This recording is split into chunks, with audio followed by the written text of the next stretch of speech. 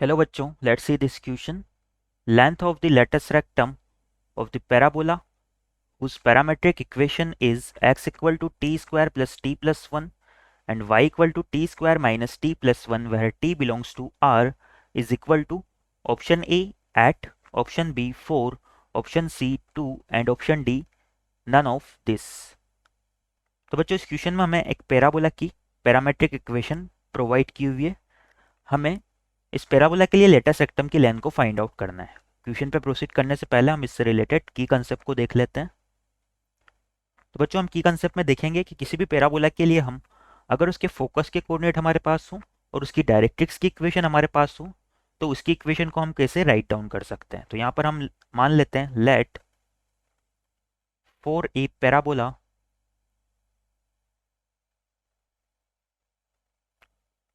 Focus is h, k and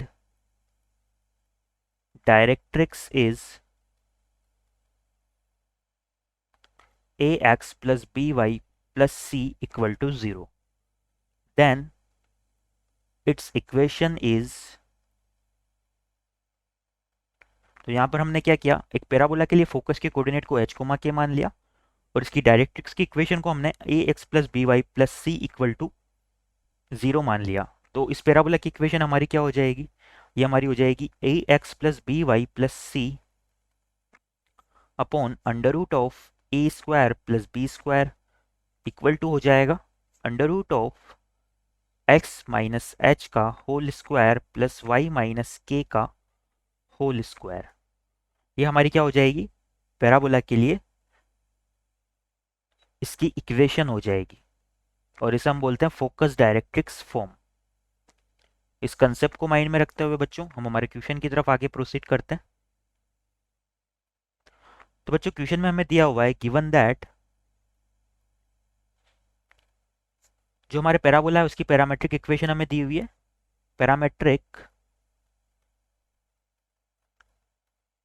equation of parabola is, वो कुछ इस तरह से दी हुई है. जो हमारा x है वो हमें दिया हुआ है T square plus T plus 1 के इक्वल एंड हमारा y हमें दिया हुआ है T square minus T plus 1 के इक्वल.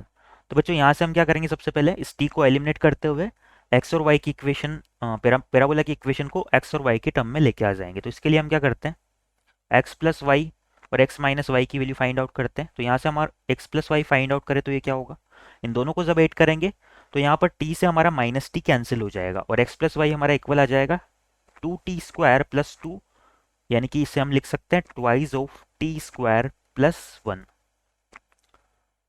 अगर इसे हम सिंप्लीफाई करें तो बच्चों यहाँ से हम क्या करते हैं, इस 2 को एलएचएस वाली साइड में लेके आ जाते हैं.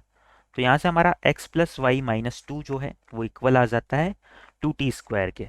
इसी तरह से हम क्या करते हैं, x माइनस वाई की वैल्यू को भी फाइंड आउट करते हैं. तो यहाँ से हमारा x माइनस वाई किसके इक्वल आ जाएगा, जब इसमें से इसको माइनस करेंगे तो टी स्क्वायर और 1 आपस में कैंसिल हो जाएंगे. तो ये आएगा t minus minus t which is equal to 2t. तो यहाँ से हमारी x माइनस वाई की वैल्यू क्या आ रही है, 2t के इक्वल आ रही है. इससे हम क्या करते हैं, दोनों साइड स्क्वायर कर देते हैं. स्क्वायरिंग बोथ साइड, जब हम दोनों साइड स्क्वायर करेंगे तो ये हमारा हो जाएगा x माइनस वाई का whole square equal to 4t square. Suppose बच्चों ये इक्वेशन 1 है और ये इक्वेशन 2 है. तो इक्वेशन 1 और 2 से हम t को एलिमिनेट कर सकते हैं. तो यहाँ से हम लिख देते हैं बाई इक्वेशन 1 एंड 2. तो इक्वेशन 1 और 2 से ये हमारा आ जाएगा x माइनस वाई का होल स्क्वायर इक्वल टू, यहाँ पर 4t स्क्वायर है तो इसे लिख देते हैं 2 इंटू 2t स्क्वायर और 2t स्क्वायर को इसे रिप्लेस कर देते हैं x प्लस वाई माइनस 2 से. तो ये हो जाएगा twice of x plus Y minus 2. Now इसे हम क्या करते हैं, स्क्वायर को ओपन करते हुए आगे सिंप्लीफाई करते हैं. तो ये हमारी कुछ इस तरह से आ जाएगी x square plus Y square minus 2xy. ये तो हमारा एलएचएस हो जाएगा, आरएचएस में हो जाएगा 2x प्लस 2y माइनस 4. मैं सारे टर्म्स को एलएचएस वाली साइड में लेके आ जाता हूँ.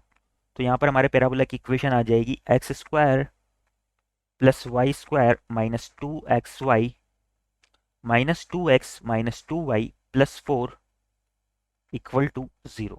इसे हम इक्वेशन 3 नाम दे देते हैं।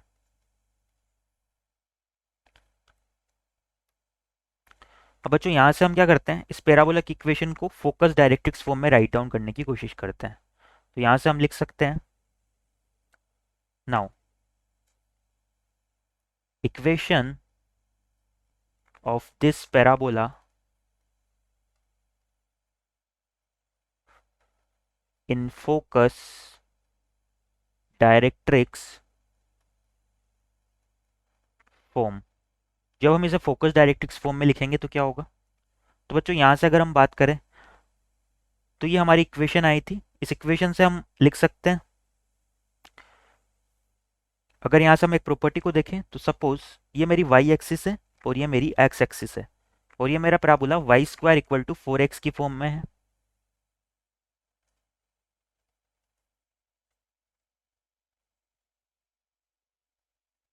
तो बच्चों यहाँ से अगर हम बात करें तो जब हम ये जो हमारा सिंगल पावर वाला टर्म है इसे हम जीरो के इक्वल पुट करते हैं तो क्या आता है, x इक्वल टू जीरो। और x इक्वल टू जीरो हमारी किसकी लाइन है, वाई एक्सिस की इक्वेशन है। यानी कि इसे जब जीरो के इक्वल पुट करते हैं तो ये वाई एक्सिस यानी कि इस पैराबोला के लिए वर्टेक्स पे जो टेंजेंट की इक्वेशन है उसे डिनोट करती है। अगर ये इसे डिनोट करती है बच्चों, तो यहाँ से अगर हम डायरेक्ट्रिक्स की बात करें तो ये जो डायरेक्ट्रिक्स होती है पैराबोला की, ये क्या होती है, इस वर्टेक्स पे टेंजेंट लाइन के पैरेलल होती है। अगर ये वर्टेक्स पे पैरेलल लाइन के टेंजेंट है तो यहाँ पर भी हम क्या करते हैं, इस पैराबोला को अगर Y square equal to 4ax से हम कंपेयर करवाएं तो यहाँ से हमारा क्या होगा बच्चों, जो x plus Y minus two equal to zero line है ये हमारी क्या करेगी, वर्टेक्स पे टेंजेंट को डिनोट करेगी। तो यहाँ से इसके पैरेलल लाइन क्या होगी, डायरेक्ट्रिक्स ही होगी। तो यहाँ से हम डायरेक्ट्रिक्स की इक्वेशन को मान सकते हैं x plus y plus c equal to zero, क्योंकि वो लाइन क्या होगी, इसके पैरेलल होगी। तो यहाँ से हम लिख सकते हैं कि जो हमारी डायरेक्ट्रिक्स है वो तो क्या हो गई, x plus Y minus x plus y plus k. तो यहाँ से हम लिख सकते हैं x प्लस वाई प्लस के, और डिवाइड में क्या होगा, x के कोफिशिएंट का स्क्वायर प्लस y के कोफिशिएंट का स्क्वायर, दोनों वन है यहाँ पर, तो अंडर रूट में हो जाएगा 2। नाउ RHS की बात करें तो हमें फोकस के कोऑर्डिनेट चाहिए। तो हम क्या करते हैं, फोकस के कोऑर्डिनेट को a कोमा b मान लेते हैं। Let focus is a comma b। तो यहाँ से हमने पैराबोला के फोकस को a कोमा b मान लिया। तो ये हमारी फोकस डायरेक्ट्रिक्स फॉर्म में इसकी इक्वेशन क्या हो जाएगी, ये हो जाएगी equal to under root of x minus ए का whole square plus Y minus B का होल स्क्वायर। ये हमने की कंसेप्ट में भी देखा था। तो यहाँ से अब क्या करते हैं बच्चों, इसे सिंप्लीफाई करते हैं। तो दोनों साइड हम क्या करते हैं, स्क्वायर कर देते हैं। स्क्वायरिंग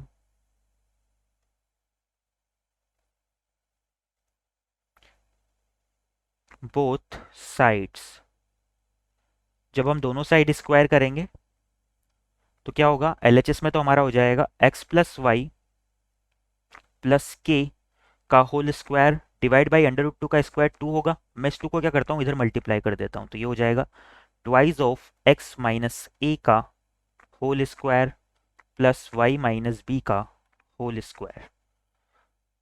इन दोनों होल स्क्वायर को भी, तीनों होल स्क्वायर को भी ओपन करते हुए हम सिंप्लीफाई कर लेते हैं। तो अगर इन्हें सिंप्लीफाई करेंगे तो यहाँ से हमारा ये होगा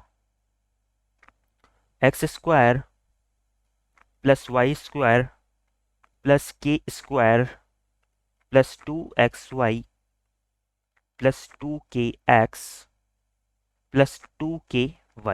और RHS में हमारा हो जाएगा 2x square minus 4ax plus 4a square, यहाँ पर ये 2a स्क्वायर होगा, प्लस में हो जाएगा 2y square minus 4by plus 2b square. सारे टर्म्स को सारे टर्म को RHS वाली साइड में लेके आ जाते हैं। तो ये हमारा हो जाएगा x square plus Y square minus 2xy। यहाँ पर x के कोफिशिएंट की बात करें तो यहाँ से तो हमारा आएगा 2k और यहाँ से आएगा माइनस 4a और इधर ही आएगा तो माइनस 2k हो जाएगा। तो माइनस एक्स को कॉमन निकाल लेते हैं तो ये हमारा हो जाएगा 4a प्लस 2k। इसी तरह से y के लिए बात करें तो y जब माइनस वाई कॉमन निकालेंगे तो ये हो जाएगा 4b प्लस 2k प्लस में हमारा constant term 2a² plus 2b² minus c² equal to 0 आ जाएगा। इसे क्या करते हैं बच्चों, इसे इक्वेशन 4 नाम दे देते हैं। तो यहाँ से हम क्या करते हैं, इसे इक्वेशन 3 के साथ कंपेयर करवाते हैं, क्योंकि इक्वेशन 3 भी क्या कर रही है, पैराबोला को रिप्रेजेंट करती है, सेम पैराबोला को, और इक्वेशन 4 भी उसी पैराबोला को रिप्रेजेंट करती है। तो यहाँ से हम लिख लेते हैं बाई इक्वेशन 3। तो इक्वेशन 3 को एक बार फिर से यहाँ पर राइट डाउन कर देते हैं, x² plus y² minus 2xy minus 2x minus 2y plus 4 equal to 0। ये हमारी इक्वेशन 3 थी। नाउ इन दोनों को कंपेयर करवाते हैं। Comparing equation 3 and 4 we have, तो यहाँ से जब हम इन दोनों इक्वेशन को कंपेयर करवाएंगे बच्चों, तो x² y² और xy के कोफिशिएंट तो हमारे इक्वल है, तो बाकी के कोफिशिएंट को इक्वल बना देते हैं। x के कोफिशिएंट को कंपेयर करेंगे तो यहाँ से होगा 4a plus 2k equal to 2। Similarly अगर y के कोफिशिएंट की बात करें तो ये हो जाएगा 4b प्लस 2k और ये भी 2k इक्वल हो जाएगा। अब बच्चों यहाँ से हम क्या करते हैं, इन दोनों को ऐड कर लेते हैं। इन दोनों को अगर ऐड करेंगे तो LHS हमारा बनेगा 4a plus 4b plus 4k। इनमें से अगर 4 कॉमन ले ले तो ये बन जाएगा a plus b plus k, और RHS हमारा हो जाएगा 2 प्लस 2 4k इक्वल। तो यहाँ से हमारी वैल्यू आ रही है a plus b plus k जो है हमारा ये 1 के इक्वल है। इसे हम क्या करते हैं, इक्वेशन 5 नाम दे देते हैं। अब बच्चों यहाँ से हम पैराबोला के रिगार्डिंग एक प्रॉपर्टी और देख लेते हैं। सपोज ये मेरा parabola y² equal to 4ax है, ये x एक्सिस और ये y एक्सिस है। नाउ ये पैराबोला की equation y² equal to 4x है, तो इसके फोकस के कोऑर्डिनेट हो जाएंगे a, 0, और इसकी डायरेक्ट्रिक्स की इक्वेशन हमारी हो जाएगी x equal to minus a। तो बच्चों यहाँ से मैं अगर इस पैराबोला के फोकस से डायरेक्ट्रिक्स पे एक परपेंडिकुलर ड्रॉ करूं तो वो हमारा क्या होता है, ये हमारा इक्वल होता है इस लेंथ के, ये लेंथ हमारी इक्वल हो जाएगी 2a के। और बच्चों अगर पैराबोला के लेटेस्ट रेक्टम की बात करें तो वो किसके इक्वल होता है, वो 4a के इक्वल होता है। यानी कि अगर इस लेंथ को हम 2 से मल्टीप्लाई कर दें तो हमें हमारा पैराबोला का लेटेस्ट रेक्टम मिल जाएगा। तो यहाँ से हम क्या करते हैं, हमारे पास डायरेक्ट्रिक्स की इक्वेशन भी है और फोकस के कोऑर्डिनेट a, भी हमने मान लिए थे। तो यहाँ से हम क्या करते हैं, इस फोकस से डायरेक्ट्रिक्स पे एक परपेंडिकुलर ड्रॉ करके उसकी लेंथ को फाइंड आउट करने की कोशिश करते हैं। तो यहाँ से हम लिख सकते हैं length of perpendicular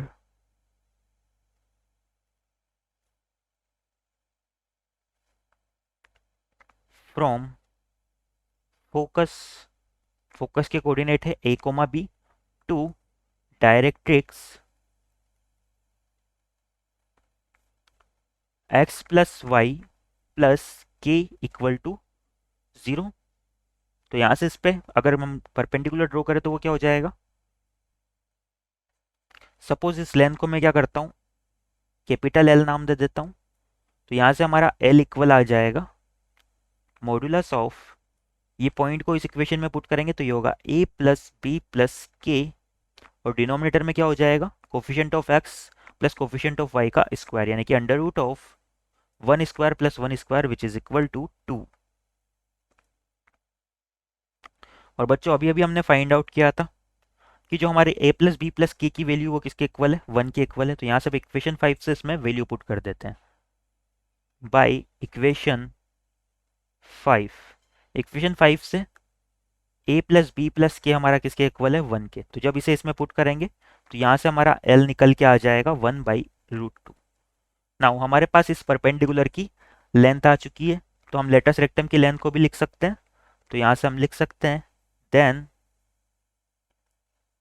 latus rectum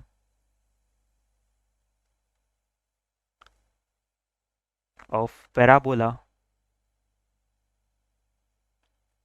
ये हमारा इक्वल हो जाएगा 2L के, और यहाँ से 2L की वैल्यू कितनी आ जाएगी, 2 into 1 by root 2 which is finally equal to root 2 और यही हमारा इस क्वेश्चन के रिगार्डिंग फाइनल आंसर हो जाएगा। यहां से हम लिख सकते हैं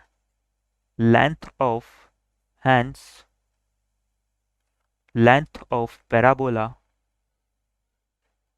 इक्वल टू रूट 2 यूनिट। एक बार हमारे ऑप्शंस देख लेते हैं हम। तो इस क्वेश्चन के regarding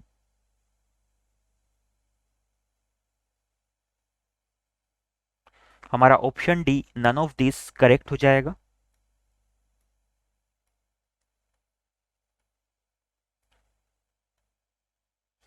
Our final answer is option D, which is none of these. I hope you understand it well. Best of luck.